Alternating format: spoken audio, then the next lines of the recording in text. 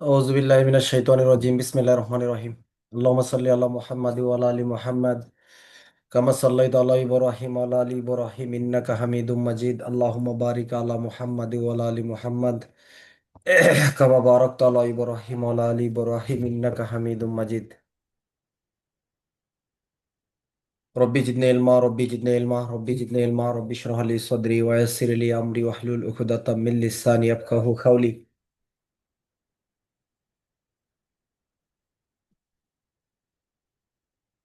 রাষ্ট্রদ্রোহের দায়ে মামলা সংক্রান্ত বিধান ফৌজদারি কার্যবিধানের 196 ধারা সরকার বা সরকারের নিকট থেকে ক্ষমতাপ্রাপ্ত কর্মকর্তার অনুমোদন ছাড়া হবে না। অপরাধমূলক ষড়যন্ত্রের ক্ষেত্রে সেম ঘটনা 196 ক। সরকারি কর্মচারী আইনানুগ দায়িত্ব বা কর্তব্য পালন করতে গিয়া যদি কোনো অপরাধের দায়ে অভিযুক্ত হয় তাহলে সরকারের অনুমোদন নিতে হবে। মামলা করতে গেলে কার অনুমোদন নিতে হবে? সরকারের অনুমোদন নিতে হবে। ফৌজদারি কার্যবিধি আইনের 197 ধারা। ফৌজদারি কার্যবিধি আইনের 197। চুক্তিভঙ্গ, বিবাহ, মানহানি সম্পর্কিত অপরাধের জন্য মামলা করতে গেলে ভিকটিম করতে হবে যদি সে Piyush Das video mode off করেন দাদা। আচ্ছা। 198 ধারা, যদি তিনি পর্দানশীল হয়ে থাকে, রীতিনীতি অনুসারে যে পুরুষের সামনে যাবেন এরকম হতে পারে, তাহলে সেই ক্ষেত্রে কি করতে হবে? তার যে আইনানুগ অভিভাবক আছে তারা করতে পারবে, বা তার স্বামী যদি জড়বুদ্ধি সম্পন্ন বা 18 বছরের কম হয়ে থাকে তাহলে অন্যরা করতে পারবে নালিশটা। আর যদি সেনানৌ বিমান বাহিনীতে চাকরি করার জন্য তার স্বামী ছুটি না পায় তাহলে সেই ক্ষেত্রেও নির্দিষ্ট যে ব্যক্তি করার কথা সেই ব্যক্তির বাইরে অন্য ব্যক্তি আদালতের অনুমোদন নিয়ে নালিশ করতে পারবে। ব্যভিচার বিবাহিত নারীকে ফুসলায় নেওয়া দায়ে মামলা সংক্রান্ত বিধান ফৌজদারি কার্যবিধি আইনের 199 198 মতোই। নালিশি মামলা আমলে গ্রহণকারী ম্যাজিস্ট্রেট, বাদী এবং সাক্ষী যদি তাকে শপথ গ্রহণ পূর্বক তাদের জবানবন্দি কি করবেন? গ্রহণ করবেন, তাই না? গ্রহণ করবেন এবং তাদের স্বাক্ষর নেবেন, ম্যাজিস্ট্রেট নিজেও স্বাক্ষর করবেন। তিনটে ক্ষেত্রে জবানবন্দি নেওয়ার প্রয়োজন নাই। ফৌজদারি কার্যবিধি আইনের 200 ধারা। এখানে আবার এই ক ক এরকম লেখার দরকার নেই। আগে যদি তার জবানবন্দি, মামলা যদি অন্য আদালতে হস্তান্তর করা হয়ে যায় তখন দরকার নাই। যদি সরকারি কর্মচারী হয়ে থাকে তাহলে প্রয়োজন নাই। আরেকটা ক্ষেত্র, অলরেডি আগেই জবানবন্দি গ্রহণ করা হয়েছে তখন প্রয়োজন নেই। ম্যাজিস্ট্রেট যদি মামলা আমলে নেওয়ার ক্ষমতা না থাকে তখন তিনি যে পদ্ধতি অবলম্বন করবেন ফৌজদারি কার্যবিধির 201, লিখিতভাবে আসলে বা মৌখিকভাবে আসলে তিনি যে পদ্ধতি কি করবেন? অবলম্বন করবেন। 202 দ্বারা কি করবেন? পরোয়ানা দান স্থগিত করার ক্ষমতা। হ্যাঁ, অনুসন্ধান করার জন্য। কিসের জন্য অনুসন্ধান করবে? এই জন্য পরোয়ানা দেওয়া বন্ধ রাখবেন। আর যদি এই 200 ধারার বাদী সাক্ষীর জবানবন্দি এবং 202 ধারার অনুসন্ধানে সন্তোষজনক না হয় তাহলে নালিশটি খারিজ করবেন। ফৌজদারি কার্যবিধি আইনের 204 ধারা, যদি ব্যবস্থা গ্রহণের কারণ থাকে সমন পরোয়ানা দিয়ে হাজির করবেন। 205 ব্যক্তিগত হাজিরা থেকে রেহাই দিবেন। 205-এ মামলা যদি দায়রা আদালতে বিচারযোগ্য হয় তাহলে মামলাটি প্রেরণ করবেন, নথিপত্র আসামিকে প্রেরণ করবেন, পাবলিক প্রসিকিউটরকে রিপোর্ট প্রদান করবেন। আর যদি মুখ্য মহানগর বা মুখ্য বিচারিক ম্যাজিস্ট্রেটের আদালতে বিচারযোগ্য হয়ে থাকে তাহলে মামলার নথিপত্র ইভেন আসামিকে প্রেরণ করবেন। আগে পিছু হলেও কোনো অসুবিধা নেই। একটি অপরাধ একই সম্পর্কে যদি পুলিশি তদন্ত এবং নালিশি মামলা চলমান থাকে তাহলে সেই ক্ষেত্রে ম্যাজিস্ট্রেট কার্যক্রম বন্ধ করবেন নাকি পুলিশ অফিসারের কার্যক্রম বন্ধ করবেন?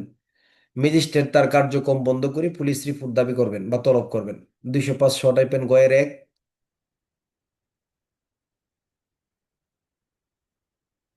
আর হচ্ছে আপনার যদি পুলিশ অফিসার আসামির পক্ষে রিপোর্ট প্রদান করেন তাহলে সেই ক্ষেত্রে কি হলো ভাই?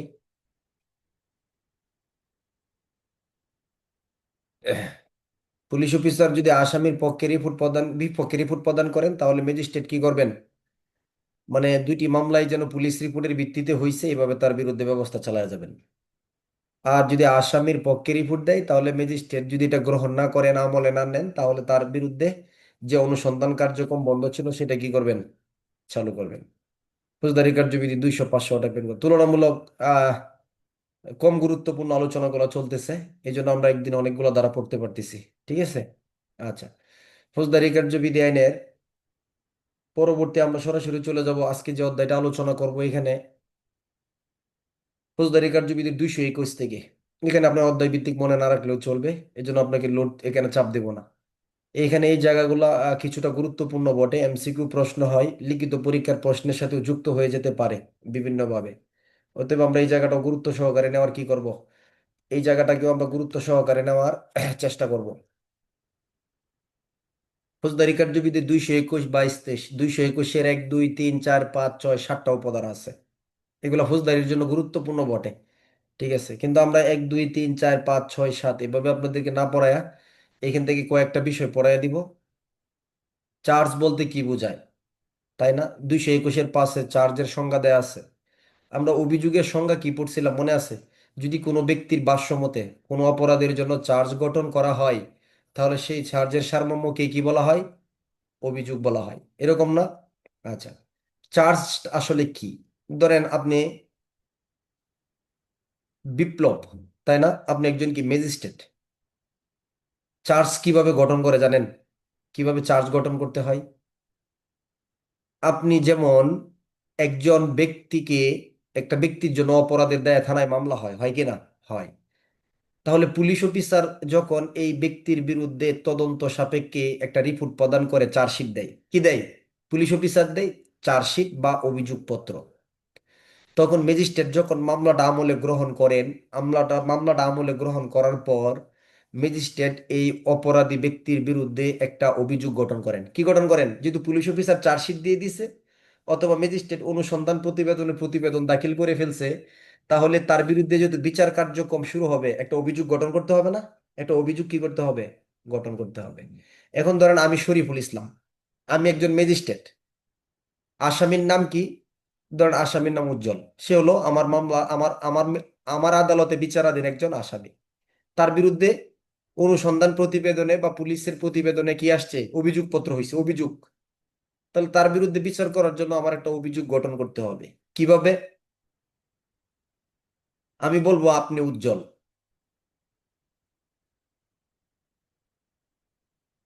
তাহলে উজ্জ্বলের নাম, ঠিকানা, বয়স। আপনি এত তারিখে, মানে একটা কি তারিখ এবং সময় উল্লেখ করলাম। কার বাড়িতে? জাকারিয়ার বাড়িতে। সময়, সময় উল্লেখ করে দিলাম। স্থান উল্লেখ করে দিলাম। তারপরে হলো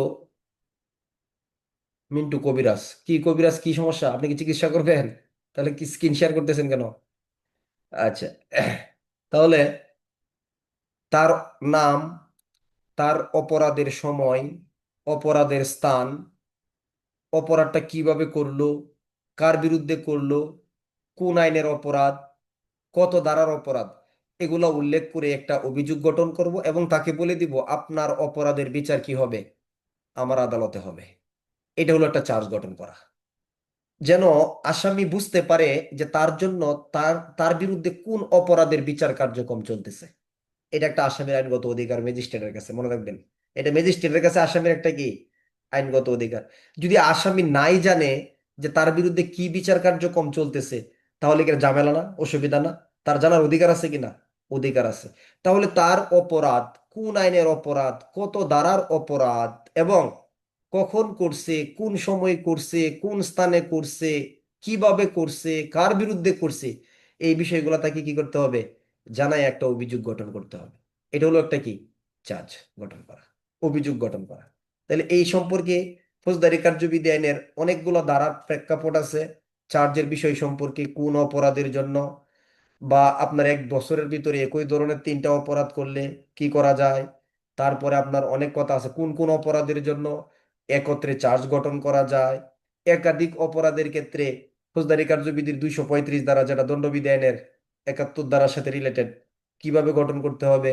ফৌজদারি কার্যবিধির 236 ধারা, চার্জে অপরাধের সন্দেহে থাকলে কি করতে হবে, এগুলো বিশাল আলোচনা।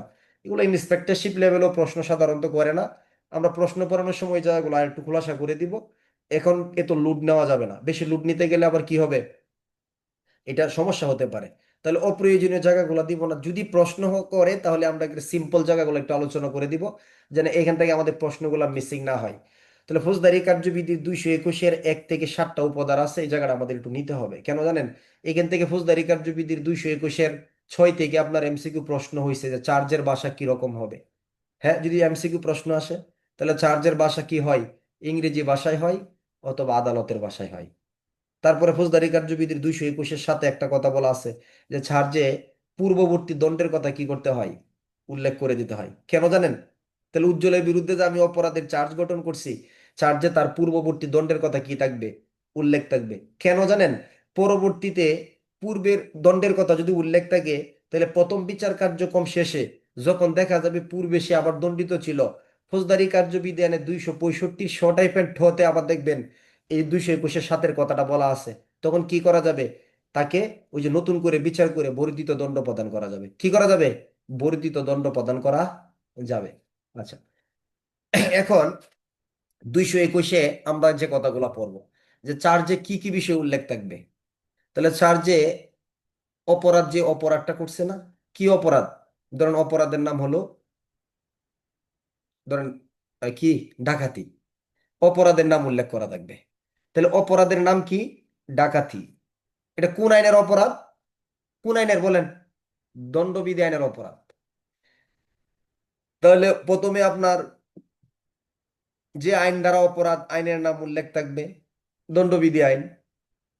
যে অপরাধ, অপরাধটা উল্লেখ করা থাকবে, কি অপরাধ, ডাকাতি। যদি অপরাধের নির্দিষ্ট কোনো নাম না থাকে, তিনে বলতেছে 221-এর 3-এ, তাহলে এমন ভাবে বিবরণ দিতে হবে যেন সেটা বুঝতে পারে। এটা আপনার নেওয়ার দরকার না, আমি কিন্তু 1 2 3 মুখস্থ করাচ্ছি না আপনাকে, টোটাল 221-এর সারমর্মটা পড়াবো। তারপরে কি বলতেছে, যে দ্বারায় অপরাধটা হয়েছে, তাহলে দ্বারা কত, ডাকাতির অপরাধের জন্য দ্বারা কত, 395 দ্বারা উল্লেখ থাকবে। খুব সহজ, আমি করে দিচ্ছি। তারপরে আপনার 221-এর আবার আপনার পাশে বলতেছে চার্জ দ্বারা কি বোঝাবে। কোনো ব্যক্তি একটা অপরাধ করার জন্য কতগুলো উপাদান লাগে না, চুরি করতে গেলে কি উপাদান লাগে, হ্যাঁ, দখলমুক্ত সম্পত্তি, অস্থাবর সম্পত্তি, অসৎ সম্পত্তি, অসৎ উদ্দেশ্যে সম্মতি ব্যতি রেখে এক স্থান থেকে অন্য স্থানে কি স্থানান্তর, এই উপাদানগুলো কি লাগে কিনা, এই উপাদানগুলো কিন্তু লাগে। তাহলে এই উপাদানগুলো যদি পূর্ণ হয় তাহলে চার্জটা কি হয়ে যাবে, গঠন হবে। 6 বলতেছে চার্জের ভাষা আদালতের ভাষা বা ইংরেজি ভাষা হবে। 7 বলতেছে চার্জে পূর্ববর্তী দণ্ডের কথা উল্লেখ করা থাকবে, যেন তাকে পরবর্তীতে ভিন্ন দণ্ড বা অন্য কোনো দণ্ড কি করা যেতে পারে, প্রদান করা যেতে পারে। তাহলে সামগ্রিকভাবে আমরা 221-এ কয়েকটা কথা পড়ে ফেলবো, একদম শর্ট কথা, কোনো 1 2 3 4 5 6 7 না। কি বলবো, যে চার্জে কি কি বিষয় উল্লেখ থাকবে 221-এ, বলেন, আইনের নাম, আইনের নাম কি, দণ্ডবিধি। অপরাধের নাম, অপরাধের নাম কি, ডাকাতি। অপরাধের ধারা, ধারা কত ডাকাতির, 395 ধারা উল্লেখ থাকবে। আর কি, 221-এর সাথে বলা আছে চার্জে পূর্ববর্তী দণ্ডের কথাও উল্লেখ থাকবে। এখানে আরো অনেক কথা আমরা বাড়াইতে পারি, কিন্তু বাড়াবো না, কাজে লাগবে না। তাহলে চার্জে কি কি বিষয় উল্লেখ থাকবে, তাহলে আমি কিন্তু প্রথমে চার্জ আপনাকে বুঝাইলাম যে কোনো ব্যক্তির বিরুদ্ধে বিচার করার আগে একটা অভিযোগ গঠন করা, তাই না। তাহলে অভিযোগ গঠন করলে তার এই অভিযোগে কি কি বিষয় উল্লেখ থাকবে, বলেন, যে অপরাধ করছে অপরাধের নাম উল্লেখ থাকবে, যে আইনের এই অপরাধ সেই আইনের নাম উল্লেখ থাকবে, যে দ্বারাই অপরাধ করছে সেই দ্বারা উল্লেখ করা থাকবে। আরেকটা কি, সে যদি পূর্ববর্তী এই অপরাধ আবার করে থাকে, পূর্বের অপরাধের কথাও চার্জে উল্লেখ থাকবে। বলেন সবাই 4টা কথা। তাহলে 4টা কথা বললাম, 221-এর 1-এর কথাটা বললাম, 2-এর কথাটা বললাম, 221-এর 4-এর কথাটা বললাম, 7-এর কথাটা বললাম। আর মাঝখানে 3 যেটা না পড়লেও চলবে, যেটা 5 চার্জ দ্বারা কি বোঝাবে, এটা একটা আলাদা বিষয়। 6 হলো চার্জের ভাষা কি হবে, এমসিকিউ প্রশ্ন যদি আসে, ইংরেজি ভাষা হবে, আদালতের ভাষা হবে। আর 7-এর কথা তো বললামই, পূর্ববর্তী দণ্ডের কথা কি থাকে, উল্লেখ থাকে। আমরা দণ্ডবিধানের 75 বর্ধিত দণ্ড একটা শব্দ আছে, কি কি দণ্ড, বোঝার চেষ্টা করেন। একটা শব্দ আছে বর্ধিত দণ্ড, তাহলে বর্ধিত দণ্ডটা কি, এই সম্পর্কে অনেক আলোচনা। যেমন ফৌজদারি কার্যবিধির দণ্ডবিধির 75 দ্বারা বলতেছে, যদি কোনো ব্যক্তি দণ্ডবিধি আইনের 12 নম্বর অধ্যায় এবং 17 নম্বর অধ্যায়ের অপরাধগুলো একবার করে আবার করে, তাহলে নির্দিষ্ট সময়ের নির্দিষ্ট মেয়াদের চাইতে তাকে অধিক মেয়াদের শাস্তি, যেটা যাবজ্জীবন কারাদণ্ড, যার মেয়াদ 10 বছর হইতে পারে। তাহলে 12 নম্বর অধ্যায় মানে দণ্ডবিধি আইনের 230 থেকে দণ্ডবিধি 262 ধারা পর্যন্ত। 17 নম্বর অধ্যায় মানে দণ্ডবিধি 378 থেকে 462 খ পর্যন্ত। যেমন চুরি, ডাকাতি, দস্যুতা, মুদ্রা সম্পর্কিত অপরাধ যদি কেউ একবার করে আবার করে, শাস্তি কি সমান হবে পরের বার? সমান হবে না, কি হবে? বেশি হবে। এটাকে কি বলা হয়? বর্ধিত দণ্ড, দণ্ডবিধির 75 দ্বারা। আচ্ছা, এরপরে এই বর্ধিত দণ্ড সম্পর্কে আরো অনেক আলোচনা আছে। আপনার যেমন পুলিশ প্রবিধানের 450 বিধিতে বলা আছে যে এই কোর্ট অফিসার ম্যাজিস্ট্রেটের কাছে কি করবেন? আবেদন করবেন। কি করা হয়? যেন তাকে তার যে পূর্বের অপরাধের কথা উল্লেখ করা আছে, কোর্ট অফিসার ম্যাজিস্ট্রেটের কাছে বর্ধিত দণ্ডের জন্য কি করবেন? আবেদন করবেন। আবার 221-এর সাথে তাকে যেন পরে বর্ধিত দণ্ড দেওয়া যায়, চার্জে উল্লেখ করা থাকবে। আবার 265 হতে বলা আছে তার দায়রা আদালতে বিচার শেষে যদি দেখা হয় যে তার বিরুদ্ধে চার্জে পূর্ববর্তী দণ্ডের কথা উল্লেখ করা আছে, তাহলে কি করতে হবে? তাকে আবার নতুন করে বিচার শুরু করতে হবে। আবার ফৌজদারি কার্যবিধির 565 একে বলা আছে যদি কোনো ব্যক্তি দণ্ডবিধির 12 অধ্যায় 17 অধ্যায়ের অপরাধগুলো একবার করে আবার করে, তারপরে তাকে যদি বর্ধিত দণ্ড দেওয়া হয়, তার দণ্ডের মেয়াদ শেষ হওয়ার পরে অনধিক 5 বছর সময়ের জন্য, কত বছর? 5 বছর, তার বাসস্থান পরিবর্তন না করার জন্য বা অনুপস্থিত না হওয়ার জন্য বিজ্ঞাপিত করার কি দিবে? আদেশ দিতে হবে। 565-1। আর এই সম্পর্কে নীতিমালা করবে 565-3। যদি ওই ব্যক্তি 565-3 দ্বারা বিধান অমান্য করে, তাহলে ফৌজদারি কার্যবিধির 54 কত দ্বারাই 10 উপধারায় তাকে আবার বিনা পরোয়ানায় গ্রেপ্তার করা যাবে। অর্থাৎ এই বর্ধিত দণ্ড শব্দটা আমরা অনেক জায়গায় গিয়ে আমরা পাবো আর কি। যাই হোক, তাহলে আমরা আরো শর্ট করে ফেলতেছি যে আলোচনা যেটা একটু কম গুরুত্বপূর্ণ, আবার একবারে ফেলে দেওয়ার মতো না, এগুলো ওইভাবে আমরা আলোচনা করব। তাহলে 221-এ শুধু 4টা কথা বলেন যে চার্জে কি কি বিষয় উল্লেখ থাকবে। দেখেন মনে আছে কিনা এখন? 221 দ্বারা চার্জে 4টা বিষয় উল্লেখ থাকবে। 4টা বিষয় সবাই বলেন। যদি মিলাই আনতে পারেন তাহলে হাত উঠান যে আমি 4টা পারছি। বলেন। যদি মিলাতে গেলে তা হাত উঠান, আমি দেখি যে কে কে মিলাইতে পারছেন। মাশাল্লাহ। হুম। তাহলে চার্জে অপরাধের নাম উল্লেখ থাকবে, আইনের নাম উল্লেখ থাকবে, অপরাধের ধারা উল্লেখ থাকবে, পূর্ববর্তী দণ্ডের কথা কি থাকবে? উল্লেখ থাকবে। এই হলো ফৌজদারি কার্যবিধির 200 কত ধারা? 21 ধারা। 222-এ কয়টা বিষয়? 3টা বিষয়। যে সময় অপরাধটা করছে, যে স্থানে অপরাধটা করছে, এবং সেই অপরাধটা কার বিরুদ্ধে করছে, মানে কার বিরুদ্ধে করছে অপরাধটা, ভিকটিমকে। এই 3টা বিষয় উল্লেখ থাকবে। ধারা কত? 222 ধারা। এক সময় এগুলো খুব পড়াইতাম, গত বছরের আগের বছর বা তার আগের বছর। এগুলো 22, 23, এখানে যতগুলো ধারা আছে 26, মানে একবারে এই অধ্যায়ের পুরাটা আলোচনাই করছি, কিন্তু আসলে দেখা যাচ্ছে এটা অনেকের জন্য লোড হয়ে যায়, পড়ার প্রতি একটা নেগেটিভ ধারণা সৃষ্টি হয়। প্রশ্ন পড়ানোর সময় এই অধ্যায় থেকে আমরা 2টা প্রশ্ন পড়াবো, তখন খুব সহজে নিতে পারবেন। সারা বছর সূচি টেনে কোনো লাভ এখানে নাই। তাহলে 221-এ 4টা, 222-এ কয়টা? 222-এ 3টা। এখানে সমন লেখা আছে, বইয়ের ভাষায় দেখেন কি লেখা আছে, সমন। সমন কেটে সময় লেখেন যদি বই খোলা থাকে। তাহলে 222-এ হলো সময়, স্থান এবং ব্যক্তি, অর্থাৎ কার বিরুদ্ধে অপরাধটা করছে, এটাও চার্জে কি থাকবে? উল্লেখ করা থাকবে। কয়টা গেল তাহলে? 7টা। আর একটা হলো 223-এ কিভাবে সে অপরাধটা করছে, কিভাবে সে অপরাধটা করছে, এটাও চার্জে কি করতে হবে? উল্লেখ করতে হবে। তাহলে কয়টা বিষয় পড়লাম? 8টা। এখন যদি পরীক্ষাতে একটা প্রশ্ন আসে চার্জ বলতে কি বোঝান, চার্জে কি কি বিষয় উল্লেখ থাকবে, আমরা পারবো না? পারবো কি না? তাহলে কোনো ব্যক্তির বিরুদ্ধে কোনো অপরাধ করার জন্য বা অপরাধের বিচার করার জন্য ম্যাজিস্ট্রেট তার বিরুদ্ধে যে অভিযোগটা গঠন করে তাকে চার্জ বলা হয়। ধারা কত দিব? ফৌজদারি কার্যবিধি আইনের 221 ধারায় দিব। কোনো সমস্যা নাই। কি কি বিষয় উল্লেখ থাকবে? এই যে এই কয়েকটা বিষয় লিখে নিচে ধারা দিয়ে দিব, 221, 22 এবং 23। তাহলে আমি 8টা বলছি। 221-এ হলো 4টা, অপরাধ, আইন, ধারা, পূর্ববর্তী দণ্ড। 22-এ বলছি সময়, স্থান এবং কোন ব্যক্তির বিরুদ্ধে। 23-এ বললাম কিভাবে অপরাধটা সংগঠন করছে। তাহলে 8টার ভিতরে আপনি 5-6টা লিখতে পারবেন না ইনশাল্লাহ? পারবেন। আর যদি এমসিকিউ প্রশ্ন আসে চার্জের ভাষা কিরকম হবে, তাহলে ইংরেজি ভাষায় হবে বা আদালতের ভাষায় হবে। পারবেন ইনশাল্লাহ? পারবেন। বলবেন পরীক্ষার হলে হাসবেন যে কষ্ট করে পড়ছিলাম, প্রশ্ন তো কমন পড়ে গেছে। এটা আপনারাই পারবেন, ভালোভাবে পারবেন ইনশাল্লাহ। ঠিক আছে। তাহলে 8টা কে বলতে পারবেন? এখন 8টা, 221-এর 4টা, 22-এর 3টা, 23-এর একটা। এখন 22-এর তিনটা আপনার আলাদা মনে রাখার দরকার নাই, নিচে গণহারে 21, 22, 23 দ্বারা দিয়ে দিবেন। তাহলে আমি আবার বলতেছি একটু, আবার বলবো। অপরাধের নাম, আইনের নাম, অপরাধের ধারা। তাহলে একটা কথা বললে তিনটা শব্দ চলে আসে। 1860 সালের দণ্ডবিধি আইনের 395 ধারায় ডাকাতি, এখানে কটা বিষয় চলে আসলো? তিনটা। মানে 1860 সালের দণ্ডবিধি, এটা হলো একটা আইন। 395 ধারা হলো একটা ধারা। ডাকাতি হলো কি একটা অপরাধ, তাই না? এই কথার ভিতরে তিনটা শব্দ চলে আসছে না? অপরাধ, আইন, ধারা, পূর্ববর্তী দণ্ড। চলে গেল চারটা। 22-এ সময়, স্থান, কোন ব্যক্তির বিরুদ্ধে, কয়টা চলে গেল? 7টা। 23-এ কিভাবে অপরাধটা করছে সে, তাই না?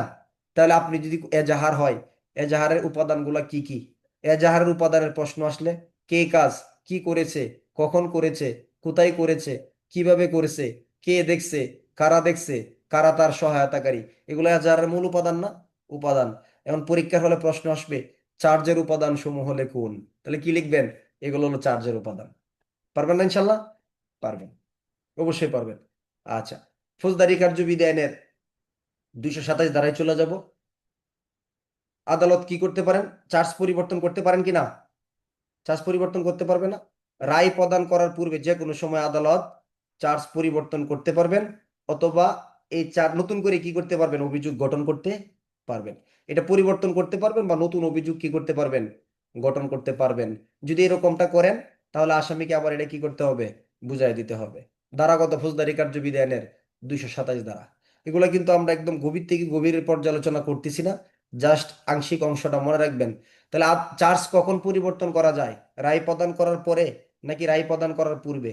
রায় প্রদান করার পূর্বেই আদালত কি করতে পারেন? চার্জ পরিবর্তন করতে পারেন, অথবা নতুন করে চার্জ গঠন করতে পারেন। যদি এরকমটা করেন, তাহলে এই চার্জ আবার তাকে কি করতে হবে? বুঝাই দিতে হবে। ফৌজদারি কার্যবিধানের 227 দ্বারা চার্জ পরিবর্তন করার পরে আবার নতুন করে বিচার কার্যক্রম শুরু করা হবে। ফৌজদারি কার্যবিধানের 228 দ্বারা, কত দ্বারা? 228 দ্বারা। ওইটা না নিলে হবে। তাহলে আদালত কি চার্জ পরিবর্তন করতে পারে? পারে। কখন পারে? রায় প্রদানের পূর্বেই পারে। কত দ্বারাই পারে? 27 দ্বারাই পারে। পরিবর্তন করলে অথবা নতুন চার্জ গঠন করতে পারে। ধারাগত এর এমসিকিউ প্রশ্ন হয়েছে কিন্তু 227 দ্বারা। এখন অনেকে প্রশ্ন করবেন যে আমাদের 234, কত এক বছরের ভিতরে একই ধরনের তিনটা অপরাধ হইলে 235। হ্যাঁ, 235। যেমন ধরেন এই দণ্ডবিধির 71 উদাহরণ আছে। ধরেন আপনি উজ্জ্বল, আপনি কি করলেন? শামীমকে 10টা আঘাত করলেন। কয়টা? 10টা আঘাত করলেন, মানে হাত দ্বারা 10টা আঘাত করলেন। অথবা আপনি একটা অস্ত্র দিয়ে একজনকে একটা আঘাত করলেন, ধরেন তার হাত কেটে ফেলছেন। তাহলে অস্ত্র দ্বারা আঘাত করে হাত কেটে ফেললে শাস্তি কত দ্বারাই? দণ্ডবিধি 326 দ্বারাই চার্জ গঠন করা হবে, তাই না? এখন 10টা, 10টা আঘাত করে হাতটা কাটছেন, তাহলে কি হবে চার্জ? তাহলে কি হবে? 10 বারের 10 বারের শাস্তি দেওয়া হবে? 10টা চার্জ গঠন করা হবে নাকি একটাই? একটাই গঠন করা হবে। ফৌজদারি কার্যবিধি আইনের 235-এর আলোচনা। 36 হলো দণ্ডবিধির কত ধারার সাথে? দণ্ডবিধির 72-এর সাথে। ধরেন চুরি, ডাকাতি নাকি দস্যুতা, এরকম চার্জ গঠন করার ক্ষেত্রে, রায় প্রদান করার ক্ষেত্রে একটু সন্দেহ হয়েছে, তাহলে শাস্তি প্রদান করার ক্ষেত্রে কোনটা দিতে হবে? 236-এর নিয়মে, অর্থাৎ যেটা সর্বনিম্ন শাস্তি, সেটা কি করতে হবে? প্রদান করতে হবে। এই জন্য বলছি এগুলো এখন চাপ নিয়েন না, এগুলোর প্রশ্ন গত কয়েক বছরে করে নাই, আশা করি করবেও না। যদি করে, আমরা প্রশ্ন পড়ব পরীক্ষার আগেই। প্রশ্ন পড়ার সময় আমি 2টা প্রশ্ন পড়াই দিব ইনশাল্লাহ। আপনি খুব সহজে এই জায়গাগুলো ইজি হয়ে যাবেন। আমরা পরবর্তীতে সরাসরি চলে যাব ফৌজদারি কার্যবিধি আইনের 20 নম্বর অধ্যায়। কত নম্বর অধ্যায়? ফৌজদারি কার্যবিধি আইনের 20 নম্বর অধ্যায়। ম্যাজিস্ট্রেট আদালতে কিভাবে বিচার হবে? কোন আদালতে? ম্যাজিস্ট্রেট আদালতে কিভাবে বিচার হয়। তাহলে ফৌজদারিতে কয় ধরনের আদালত আছে ভাই, মনে আছে? ফৌজদারিতে কয় ধরনের আদালত? 2 ধরনের আদালত, দায়রা আদালত এবং ম্যাজিস্ট্রেট আদালত। দায়রা আদালত এবং কি আদালত? ম্যাজিস্ট্রেট আদালত। তাহলে বড় কোনটা?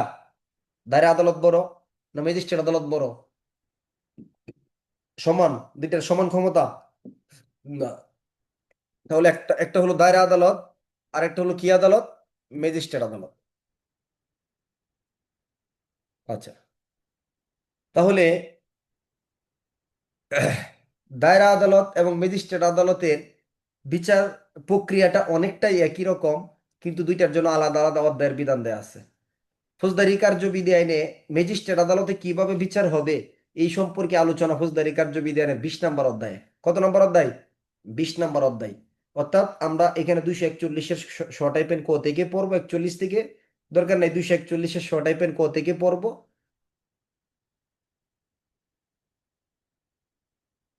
আর পরবর্তীতে 250-এ গিয়ে এই অধ্যায়টা শেষ হয়েছে। পরবর্তী এখানে দুইটা সংশোধনীও আছে, সংশোধনী গুলো পরে বোঝায় বলবো, এটা নিয়ে আহামরি কোনো চাপ নেওয়ার দরকার নাই। সংশোধনী জায়গা নিয়ে 247, 250-এ, এগুলো সিরিয়াস কোনো কিছু না। আমি আগে আপনাদেরকে বলছিলাম যে সংশোধনী যদি প্রশ্ন হয় তাহলে 4-5টা জায়গা খুব ইম্পর্টেন্ট, এটা মনে রাখবেন কিন্তু। প্রশ্ন হবে এই জায়গাগুলো, কিন্তু একটা সাজেশন মনে করতে পারেন যে সংশোধনীর জায়গা হলো ফৌজদারি কার্যবিধির 46 ইম্পর্টেন্ট, 54 ইম্পর্টেন্ট। কয়টা জায়গা গেল? দুইটা। তারপরে ফৌজদারি কার্যবিধি আইনের 167 ধারার যে অংশগুলো, 2 এর ক, 67-র ক, এগুলো ইম্পর্টেন্ট। তারপরে ফৌজদারি কার্যবিধির 173-এর ক অন্তর্বর্তীকালীন, আর এটা হলো কত, 173-এর খ ফৌজদারি মামলা, যে কি তদন্তের সময়সীমা। এটা সরল বিশ্বাস। সরল বিশ্বাস মানে কি জানেন? সরল বিশ্বাস তো বুঝেন, সৎ বিশ্বাস। ফৌজদারি কার্যবিধি আইনের 173-এর খতে আমরা কয়টা কথা পড়াইছিলাম? 7টা না? 7টা। আচ্ছা, এই 7টা কথা মনে আছে সবার? যদি আপনার মনে থাকে তাহলে আপনি একজন আদর্শ স্টুডেন্ট। ভালো স্টুডেন্ট বলবো না, আপনি একজন আদর্শ স্টুডেন্ট। আপনি পদোন্নতির জন্য শ্রম দিচ্ছেন, পদোন্নতির জন্য পরিশ্রম করতেছেন, চেষ্টা করতেছেন, দেওয়ার মালিক আল্লাহ। এখন আপনাকে প্রশ্ন করছি যে আপনি পারেন কিনা দেখেন। যদি মনে করেন যে না, আপনার এটা ক্লিয়ার না, এখন আজকে রাত্রে হঠাৎ করে হোয়াটসঅ্যাপে মেসেজ দিছে যে আগামীকালকে রাত্রে আগামীকালকে অন্তর্বর্তীকালীন পরীক্ষা, কালকে সকাল বা কালকে দুপুর 2টায়। কোন আইনের উপরে? ফৌজদারি কার্যবিধি আইনের উপরে। শুধু বোঝার চেষ্টা করেন। অথবা আমরা যে পর্যন্ত পড়াইছি এগুলোর উপরে। তাহলে কি? তাহলে যদি আপনি মনে করেন যে যে পর্যন্ত পড়াইছি এগুলোর উপর কালকেই পরীক্ষা, তাহলে পদোন্নতি পরীক্ষার ঠিক আগের দিনও আমরা যে পর্যন্ত পড়াইছি এগুলোর উপর পরীক্ষার হলে পরীক্ষাটা হবে। তখন আপনি কি থাকবেন? ক্লিয়ার থাকবেন এবং স্বচ্ছ পরিষ্কার থাকবেন ইনশাল্লাহ। খুব সাহস নিয়ে পরীক্ষার হলে যাইতে পারবেন। এখন আপনার প্রশ্ন যে আপনি কি পারবেন কিনা? পারবেন সবাই? 173-এর খ পারবেন সবাই? তদন্তের সময়সীমা। হ্যাঁ? কোনো সন্দেহ নাই? কোনো সংশয় নাই? অসুবিধা নাই? শিওর সবাই পারবেন? আমি কিন্তু প্রশ্ন করবো তাহলে একজনকে। পারবেন নাকি হাত উঠান যে আমি পারবো, পারবো না। শর্ট মনে রাখতে হবে, একটু লম্বা হিস্ট্রি বলতে পারবেন না, ঠিক আছে? একদম শর্ট কথাগুলো আপনাকে মনে রাখতে হবে। আচ্ছা, ফৌজদারি কার্যবিধি আইনের কি ছিল? 173-এর খ নাকি? 1 2 3 4 5 6 7। তাহলে প্রথমে 60 কার্য দিবস। রিভিশন দিয়ে দিই যেহেতু বলছি, কারণ অনেকে আমার বলছিল যে একটু ঝামেলা আছে। প্রথমে 60 কার্য দিবসের ভিতরে বিচার কার্যক্রম কি করতে হবে? সম্পন্ন করতে হবে।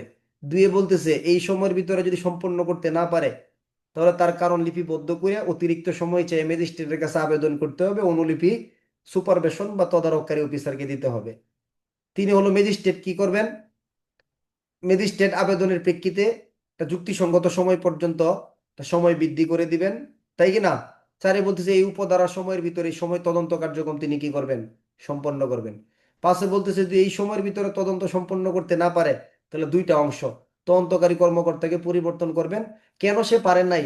তার অদক্ষতা ও সদাচরণ বলে গণ্য হবে।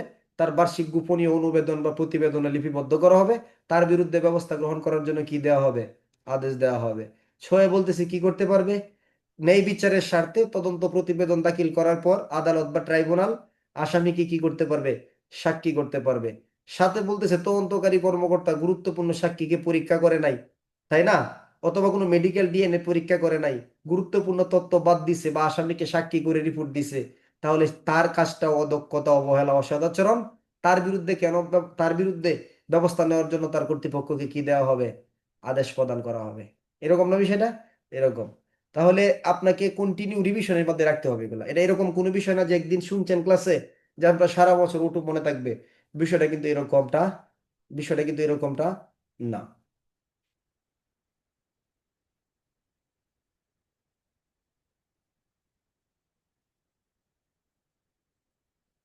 আচ্ছা, আমাকে একটু 30 সেকেন্ড সময় দেন প্লিজ। 30 সেকেন্ড।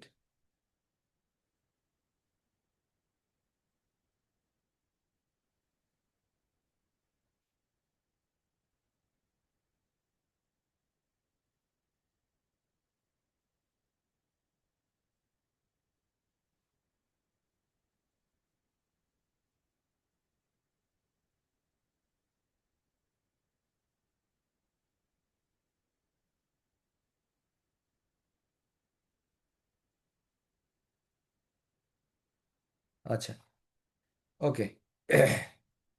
তো ঠিক আছে, এটা দেখতেছি। আমরা কোথায় ছিলাম? ফৌজদারি কার্যবিধি আইনের কত নম্বর অধ্যায়? 20 নম্বর অধ্যায় বলতেছিলাম না? ওখানে গিয়ে 20 নম্বর অধ্যায়। হ্যাঁ, আমরা এই অধ্যায়টা কিন্তু আজকে শেষ করব 250 পর্যন্ত। কত পর্যন্ত? 250 পর্যন্ত।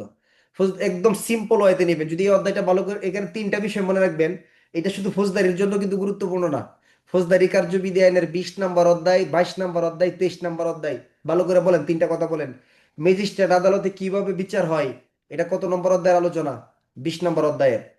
সংক্ষিপ্ত বিচার কিভাবে হয়, এটা 22 নম্বর অধ্যায়ের আলোচনা। 21 নম্বর অধ্যায়টা কিন্তু বাতিল। অর্থাৎ ফৌজদারি কার্যবিধির 250-এর পর থেকে 251 থেকে ফৌজদারি কার্যবিধির 265, আপনার 260-এর ভিতরে এখানে ধারা কিন্তু নাই। আবার সংক্ষিপ্তভাবে বিচার কিভাবে হয়, ফৌজদারি কার্যবিধির 260 থেকে 265 পর্যন্ত এই সম্পর্কে আলোচনা আছে। আর একটা হলো দায়রা আদালতে কিভাবে বিচার হয়, দায়রা আদালতে বিচারের আলোচনা আছে।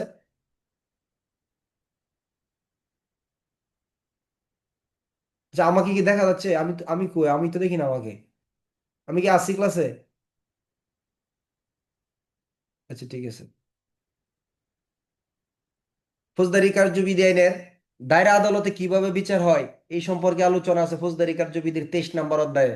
ধারা হবে 265 ক থেকে ঠ। এখন বলবেন এগুলা কেন দরকার? এগুলো আমরা সময় নিয়ে আলোচনা করব না, আপনার সময় নষ্ট করব না। আপনার ফৌজদারির ধারণাটাকে শক্তিশালী করব এবং বিচ্ছিন্ন প্রশ্নের সম্মুখীন হওয়ার জন্য আমরা এই চ্যালেঞ্জগুলো কি করব, গ্রহণ করবো ইনশাল্লাহ। এবং মাইনর অ্যাক্টের অনেক জায়গায় গিয়ে দেখবেন যে এই মাদকদ্রব্য আইনের অধীনের অপরাধের অনুসন্ধান, তদন্ত, বিচার ফৌজদারিতে হবে, ঠিক আছে। ফৌজদারি কার্যবিধি আইনের কত নম্বর অধ্যায়? দেখবেন যে লেখা বা হঠাৎ করে গিয়ে দেখবেন 23 নম্বর অধ্যায় অনুসারে হবে। তখন 23 নম্বর অধ্যায় মানে আপনি বুঝবেন যে মাদক দ্রব্যের অপরাধের বিচার কিভাবে হয়, দায়রা আদালতে যেভাবে হয়। অথবা দেখবেন যে অপরাধের বিচার, সংক্ষিপ্ত বিচার 22 নম্বর অধ্যায় অনুসরণ করতে হবে। তখন আপনি বুঝবেন 22 নম্বর অধ্যায় মানে কিভাবে অনুসরণ করতে হবে, সংক্ষিপ্ত বিচারের যে পদ্ধতি সেটা অনুসরণ করতে হবে। আবার কোথাও গিয়ে দেখবেন 20 নম্বর অধ্যায় অনুসরণ করতে হবে। তখন বুঝতেই পারবেন যে ম্যাজিস্ট্রেট আদালতে যেভাবে বিচার হয়। এখন আপনাদেরকে একটা কঠিন প্রশ্ন করব, জানেন? মানে যারা গভীরে পড়ছেন তারা এই প্রশ্নের উত্তর দিতে পারবেন। ফৌজদারি কার্যবিধি আইনের এই 20 নম্বর অধ্যায়ের কথাটা ইতিমধ্যে আমরা একটা দ্বারাই পড়ে আসছি, আমি আংশিকভাবে বলছিলাম। অনেকে হয়তো নিতে পারছেন বা নিছেন, না নিলেও কোনো সমস্যা নাই। কিন্তু কেউ কি বলতে পারবেন যে ফৌজদারি কার্যবিধির এই 20 নম্বর অধ্যায়টা আমরা কত দ্বারা পড়তে গিয়ে পড়ছিলাম? হাত উঠান, কে বলতে পারবেন?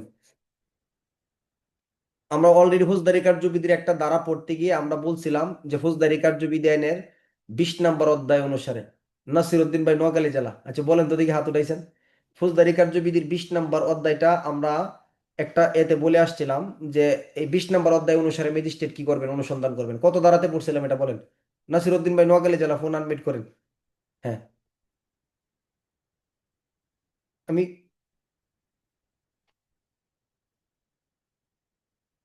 বুঝেন নাই? আর কি হাত উঠাইছে দিক থেকে? সানোয়ার ভাই, নীলফামারী জেলা।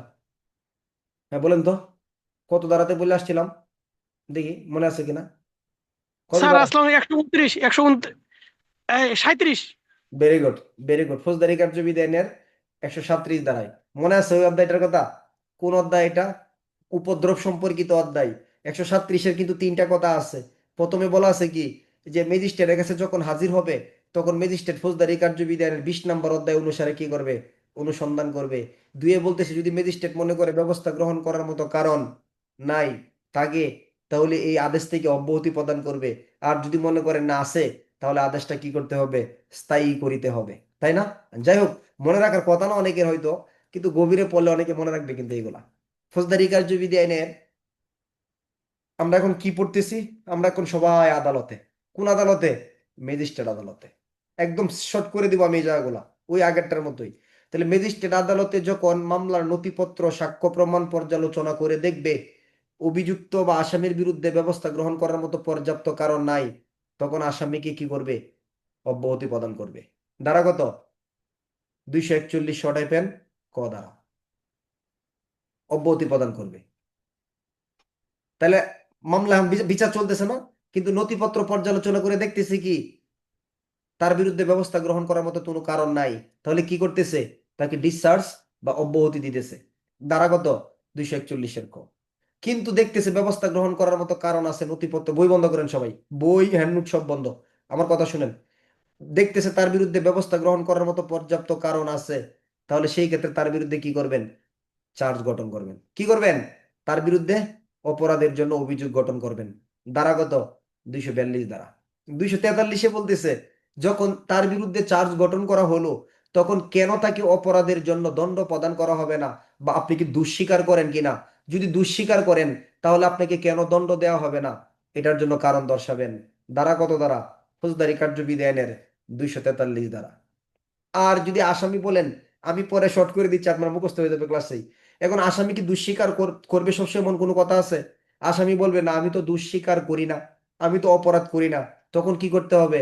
বাদী পক্ষ যারা আছে তাদের সাক্ষ্য প্রমাণ সংগ্রহ করতে হবে, আসামির আত্মপক্ষ সমর্থন যে আছে এগুলা কি করতে হবে? গ্রহণ করতে হবে। ধারা কত ধারা? 244 ধারা।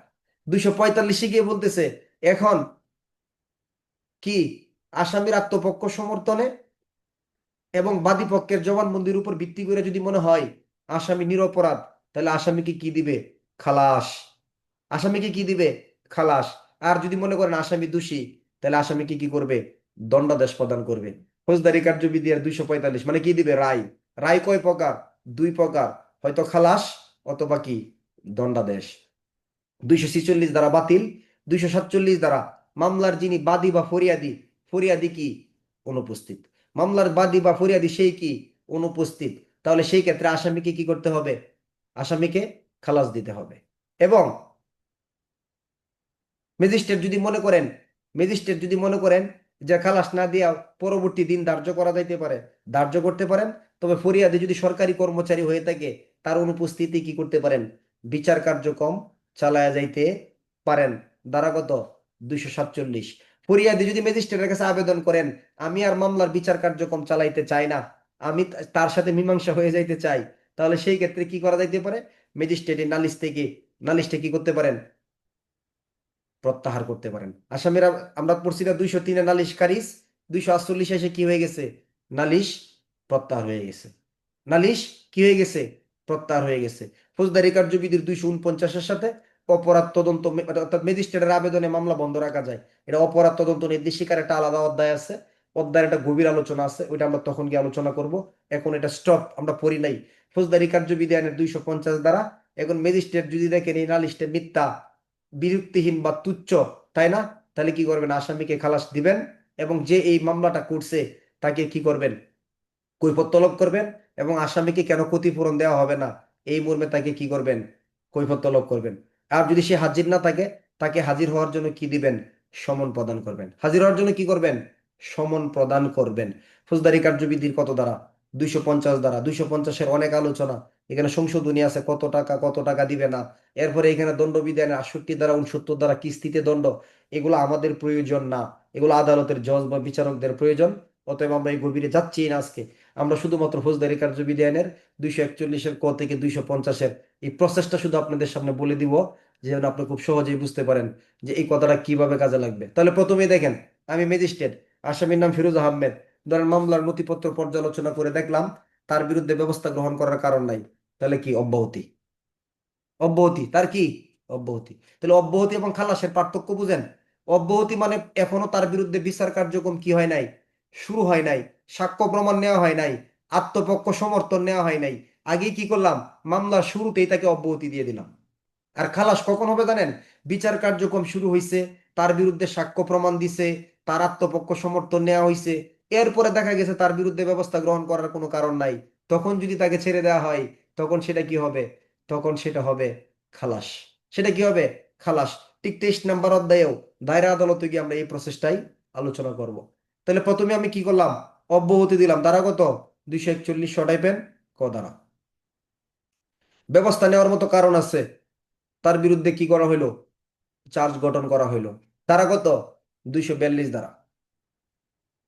243, আসামিকে বলা হবে আপনি কি দোষ স্বীকার করেন? এই যে অপরাধের অভিযোগ যে গঠন করা হইলো, আপনি কি নিজের দোষ নিজে স্বীকার করেন? যদি স্বীকার করেন তাহলে আপনার বিরুদ্ধে কেন ব্যবস্থা নেওয়া হবে না? অর্থাৎ আসামি যদি দোষ স্বীকার করে ফেলে, তাহলে দোষ স্বীকারের প্রেক্ষিতে তাকে কি দিয়ে দেওয়া যায়? মামলার সামনে যাওয়ার প্রয়োজন নাই, তাকে দণ্ড দিয়ে দেওয়া যাবে। ধারা কত? 243। এখন ধরেন আসামি দোষ স্বীকার করবে না, আসামি কি করবে না, দোষ স্বীকার করবে না, তাহলে প্রসেস কি, তাহলে দুইটা প্রক্রিয়া অবলম্বন করতে হবে। আসামির বিরুদ্ধে যারা মামলা করছে বাদী সাক্ষীদের সাক্ষ্য গ্রহণ করতে হবে, আসামির আত্মপক্ষ সমর্থনমূলক জবানবন্দি গ্রহণের কি দিতে হবে, সুযোগ দিতে হবে। ধারা কত, 244। এখন 245 এসে কি করবেন, সহজ না একদম আলোচনাগুলা, উজ্জ্বল ভাই, সহজ না? 245 এসে কি করবেন, 244-এ দেখবেন যে মামলা কি আসামির পক্ষে আসতেছে কিনা, যদি আসামির পক্ষে আসে তাহলে খালাস, যদি মামলা বাদীর পক্ষে আসে তাহলে কি দণ্ডাদেশ। ধারা কত, 245। 247, তাহলে মামলার ক্ষেত্রে বাদীকে বা ফরিয়াদির উপস্থিত থাকতে হবে না, ফরিয়াদি উপস্থিত নাই তাহলে বিচার বন্ধ করা যাইতে পারে, আসামিকে খালাস দেওয়া যাইতে পারে। তবে ম্যাজিস্ট্রেট ইচ্ছা করলে ন্যায় বিচারের স্বার্থে মামলার পরবর্তী দিন ধার্য করতে পারে, অথবা ফরিয়াদি যদি সরকারি কর্মচারী হয়ে থাকে তাহলে পরবর্তী তাকে হাজির থেকে রেহাই দিয়েও কি করতে পারে, বিচার কার্যক্রম চালায়া যাইতে পারে। ধারাগত ফৌজদারি কার্যবিধানের 247 ধারা, ফৌজদারি কার্যবিধানের 248 ধারা, নালিশ প্রত্যাহার। তাহলে নালিশ প্রত্যাহার কিভাবে, ম্যাজিস্ট্রেটের নিজের ইচ্ছাই করবে, নালিশ ম্যাজিস্ট্রেটের নিজের ইচ্ছাই করবে, কি করবে, আসামির আবেদন ক্রমে করবে, আসামির আবেদনে, তাহলে কার, বাদীর আবেদনে। বাদী বলবে যে সে আমার ভাই, কি দীপঙ্কর আমার ভাই, আমরা আমরা একটু ঝামেলা হয়েছিল, আমি নালিশ করছিলাম কিন্তু এখন আমরা মিলে যাইতেছি, আমরা এটা চালাইতে চাই না। ম্যাজিস্ট্রেট যদি সন্তুষ্ট হয় তাহলে সেই ক্ষেত্রে কি করা যায়, নালিশ প্রত্যাহার করা যায়। এই সুযোগ কার, ফৌজদারি কার্যবিধি আইনের 345 দ্বারা একটা পাবেন গিয়া, অপরাধের আপোষ এবং নিষ্পত্তি। অপরাধের আপোষ নিষ্পত্তি করার ক্ষমতা কার, সবসময় ভিকটিমের। ধরেন আমি শামীমের বাড়িতে চুরি করছি, এন্ড শামীম, আমি কি, আমি অপরাধী, শামীম কি ভিকটিম। এখন আমি যদি বলি শামীম ভাই আসেন আমরা মীমাংসা হয়ে যাই, আমার এই ক্ষমতা আছে, আমার এই ক্ষমতা নাই। শামীম যদি চায় যে ঠিক আছে যাই হোক করছে ভুল করছে, এটা আমি কি করবো, মীমাংসা হয়ে যাব। এবং অপরাধটা যদি তফসিলে কি হয়ে থাকে, তফসিলে যদি মীমাংসা যোগ্য হয়ে থাকে তাহলে অপরাধের আপোষ মীমাংসা করা যাবে। ফৌজদারি কার্যবিধি 345-এ বলা আছে এই কথা। আচ্ছা, তাহলে আ- উম, তাহলে কিভাবে আপনার ইয়া হয়, নালিশ প্রত্যাহার হয়, আসামি আবেদন করবে, না, বাদী আবেদন করবে, ম্যাজিস্ট্রেট যদি সন্তুষ্ট হয় তাহলে নালিশ কি করা যায়, প্রত্যাহার করা যায়। আর যদি মিথ্যা করে, ভিত্তিহীন বা বিরক্তিকর বা তুচ্ছ হয় তাহলে কি করবে, কেন করছে তাকে কৈফিয়ত তলব করবে না, কৈফিয়ত তলব করবে, এবং তাকে ক্ষতিপূরণের জন্য কি দিবে, নির্দেশ প্রদান করবে, কি দিবে, নির্দেশ। যদি ক্ষতিপূরণ এটা না দেয় তাহলে সেই ক্ষেত্রে তাকে কি করতে পারবে, অর্থদণ্ড প্রদান করতে পারবে। ফৌজদারি কার্যবিধানের ধারাগত 250। আমি একদম শর্ট করে ফেলছি যাতে আপনি শুধু দাঁড়ার জায়গাগুলো মনে রাখতে পারেন। প্রশ্ন পড়ার সময় ইনশাল্লাহ আমরা আরেকটু ভিতরে ঢুকে যাব, তখন আপনার জন্য খুব সহজ হবে, কিন্তু এই সূচিগুলো আপনাকে মনে রাখতে হবে। তাহলে ফৌজদারি কার্যবিধি 241-এর ক থেকে 50, আমি একবার বলবো, আমি বিশ্বাস করি আপনারা অনেকেই কথাগুলো বলে ফেলতে পারবেন ইনশাল্লাহ। আমরা একটা প্রসেস করে ফেলছি, টোটাল ম্যাজিস্ট্রেট আদালতে বিচার কিভাবে হয়। ম্যাজিস্ট্রেট আদালতে বিচারের সময়সীমা কতদিন জানেন, ফৌজদারি কার্যবিধির 339 টাইপেন গোয়ের একে বলা আছে 180 দিন সময়ের ভিতরে ম্যাজিস্ট্রেট আদালতে বিচার কার্যক্রম কি করবে, সম্পন্ন করবে। আর আমরা 20 মিনিটে ম্যাজিস্ট্রেট আদালতের বিচার কার্যক্রম সম্পন্ন করে ফেলাইছি। কয় মিনিটে, 20 মিনিটে। তাহলে 180 কার্য দিবসের পড়া আমরা 20 মিনিটে শেষ করে ফেলছি ইনশাল্লাহ। তাহলে সহজ না পড়া, খুব সহজ আসলেই। তাহলে ঠিক আছে, ফৌজদারি কার্যবিধি আইনের 201 আমরা পড়তেছি কোন আদালতের বিচার, ম্যাজিস্ট্রেট আদালতের বিচার। আমি আরেকটু কথা সহজে বলে দিই, এখানে এসি থেকে সাব ইন্সপেক্টর পরীক্ষার্থী আছেন, সাব ইন্সপেক্টর থেকে ইন্সপেক্টরশিপ পরীক্ষার্থী আছেন, আবার কিছু কিছু ইন্সপেক্টর স্যারও অনেকেই আগ্রহ করে আমাদের ক্লাসে যোগদান করে কিন্তু আছে, আমার পরিচিত বেশ কিছু ইন্সপেক্টর স্যার আমাদের ক্লাসে যুক্ত আছেন, আপনারা হয়তো জানেন অনেকেই। আচ্ছা, এখন বিষয় হলো এখানে আমাদের মূল টার্গেট হচ্ছে আমাদের পদোন্নতি পরীক্ষা, কনস্টেবল থেকে এএসআই, এএসআই থেকে সাব ইন্সপেক্টর বা ইন্সপেক্টরশিপ পরীক্ষার ক্ষেত্রে হতে পারে। এখন যদি কেউ একবারই মনে করেন এরকমটা যে আমার এই জায়গাগুলো নিতে গিয়া আমার আগের পড়া সব বরবাদ হয়ে যাচ্ছে, আমি খুবই দুর্বল, এরকম হইতে পারেন হয়তো আমার মতো, আমিও এক সময় এরকম অনেক দুর্বল ছিলাম, এখনো আছি। তাহলে আপনি এই ক্ষেত্রে এই জায়গাগুলা হাইড করার সুযোগ আছে আমার, আমি আপনি আবার এটা এখন গণ আর আমার কথা মেনে সবাই বাদ দিয়ে দিয়েন না, যেহেতু বলছে হাইড করার সুযোগ আছে তাহলে বাদ দিয়ে দিব। আপনি পরবর্তীতে আস্তে আস্তে ক্যাপচার করবেন, কিন্তু এখন আপনার জন্য লোড হয়ে যাচ্ছে, আগের পড়াগুলো চলে যাচ্ছে, সেই ক্ষেত্রে আপনি এই জায়গাগুলো কিছুটা হাইড করতে পারবেন।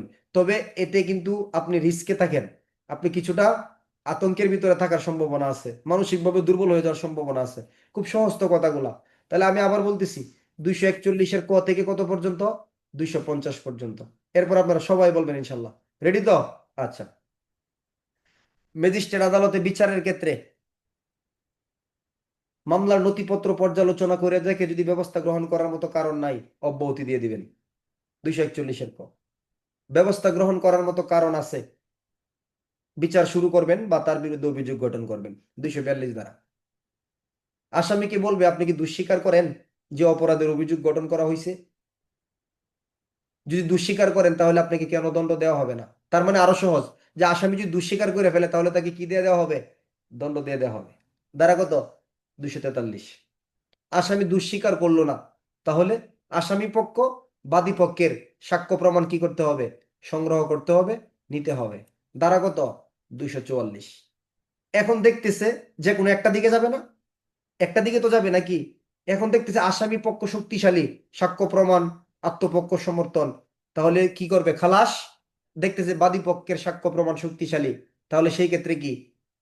দণ্ডাদেশ। সেই ক্ষেত্রে আসামিকে কি দিবে? দণ্ড দিবে। ফরিয়াদি অনুপস্থিত না থাকলে বিচার বন্ধ হইতে পারে, তবে ম্যাজিস্ট্রেট ইচ্ছা করলে বিচার কার্যক্রম চালায়া যাইতে পারে। এবং সরকারি কর্মচারী হইলে ফরিয়াদি, ফরিয়াদি সরকারি কর্মচারী তাই না, হাজির হতে অসুবিধা, তাহলে বিচার কার্যক্রম চালায়া যাওয়া যাইতে পারে। 247 ফৌজদারি কার্যবিধি আইনে 248 দ্বারা নালিশ কি? প্রত্যাহার। নালিশ কি করবে? ফরিয়াদি বা বাদীর আবেদনে ম্যাজিস্ট্রেট সন্তুষ্টি সাপেক্ষে প্রত্যাহার করতে পারবে। আর যদি এটা মিথ্যা বা তুচ্ছ বা বিরক্তিজনক হয়ে থাকে, তাহলে কেন এটা করলেন কৈফিয়ত তলব করা হবে, এবং কাকে ক্ষতিপূরণের আদেশ দিবে? যিনি আসামি ছিল তাকে ক্ষতিপূরণের জন্য আদেশ প্রদান করা হবে। ফৌজদারি কার্যবিধি আইনের ধারা কত? 250 ধারা। পারবেন না ইনশাল্লাহ? পারবেন তো? পারবেন না? অবশ্যই পারবেন। তাহলে প্রত্যেকটা অপরাধের যখন চার্জ গঠন করা হবে, ফৌজদারি কার্যবিধির 221 ধারায় কয়টা বিষয় উল্লেখ থাকবে? আইনের নাম, অপরাধের নাম, ধারা, পূর্ববর্তী দণ্ডাদেশ, 22 গিয়া সময়, স্থান এবং ব্যক্তির বিরুদ্ধে, 23 গিয়া কিভাবে অপরাধটা করছে। এই তো 227 চার্জ পরিবর্তন করতে পারবে রায় দেওয়ার আগে। কি করতে পারবে? পরিবর্তন করতে পারবে বা নতুন করে গঠন করতে পারবে। 28 দরকার নাই। 241-এর ক, আবার বলতেছি, অব্যাহতি। 42-এ চার্জ গঠন। 43-এ দুঃস্বীকারে দণ্ড দিতে পারবে। 44-এ উভয় পক্ষের সাক্ষ্য প্রমাণ আত্মপক্ষ। 45-এ দণ্ড অথবা খালাস। 47-এ ফরিয়াদি অনুপস্থিত থাকলে কি করবে? 48-এ নালিশ প্রত্যাহার করতে পারবে। এবং 50 ধারায় যদি মিথ্যা, ভিত্তিহীন বা তুচ্ছ এই ধরনের কোনো নালিশ করে থাকে, তাহলে ম্যাজিস্ট্রেট যে প্রক্রিয়া অবলম্বন করবে। আরেকটা অধ্যায় যাওয়া যাবে? যাওয়া যাবে আরেকটা অধ্যায়? না, বেশি হয়ে যাবে। বেশি হয়ে যাবে, আরেকটা নিতে পারবেন না, ঠিক আছে। আগামী ক্লাসে আমরা ফৌজদারি কার্যবিধির 2টা অধ্যায় পড়বো ইনশাল্লাহ। 2টা অধ্যায় হবে ফৌজদারি কার্যবিধির। 22 নম্বর অধ্যায় সংক্ষিপ্ত বিচার কিভাবে হয়, প্রশ্নমুখী জায়গা। 23 নম্বর অধ্যায় দায়রা আদালতে। এটা আলোচনা করে আমরা সরাসরি চলে যাব ফৌজদারি কার্যবিধির 24 নম্বর অধ্যায়, ফৌজদারি কার্যবিধির 337 ধারা। অর্থাৎ আগামী ক্লাসে এই 2টা অধ্যায় আমরা প্রাথমিক আলোচনা করে আমাদের মূল আলোচনা হবে 337 থেকে। কোথায় চলে যাব? ফৌজদারি কার্যবিধির 24 নম্বর অধ্যায়, অনুসন্ধান এবং বিচারের বিধান, 337 থেকে ফৌজদারি 352 ধারার মধ্যে গুরুত্বপূর্ণ আলোচনা অনেকগুলা। ফৌজদারি কার্যবিধি আইনের মাঝখানে গিয়ে একটা অন্যতম গুরুত্বপূর্ণ অধ্যায় হলো ফৌজদারি কার্যবিধির 24 নম্বর অধ্যায়। কিরকম প্রশ্ন? আসামির অনুপস্থিতি বিচারের প্রশ্ন, ফৌজদারি মামলা নিষ্পত্তির সময়সীমা প্রশ্ন, আসামি সাক্ষী হওয়ার প্রশ্ন, আসামির আত্মপক্ষ সমর্থনের প্রশ্ন। তারপরে হচ্ছে গিয়ে আপনার এখানে অনেক গুরুত্বপূর্ণ কিছু জায়গা আছে এখানে, এগুলো আমরা আগামী ক্লাসে আলোচনা করবো ইনশাল্লাহ। আজকে এই পর্যন্তই। ভালো থাকবেন, সুস্থ থাকবেন। আল্লাহ হাফেজ। আসসালামু আলাইকুম রহমতুল্লাহি বারকাতুহু।